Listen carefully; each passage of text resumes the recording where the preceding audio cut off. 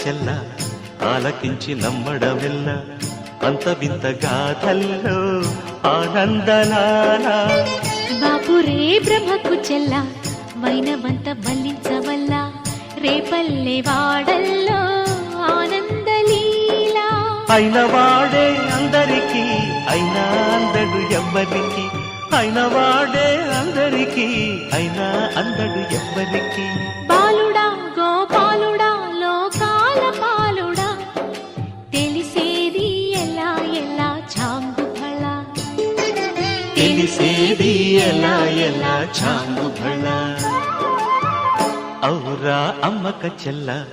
ఆలకించి నమ్మడమెల్ల అంత వింత గాథల్